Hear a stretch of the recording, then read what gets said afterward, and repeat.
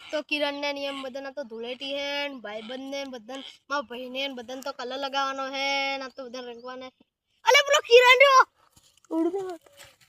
ઉડતો ના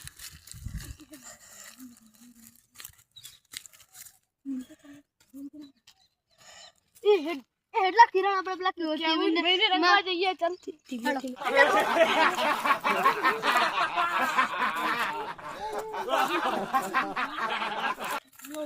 I know.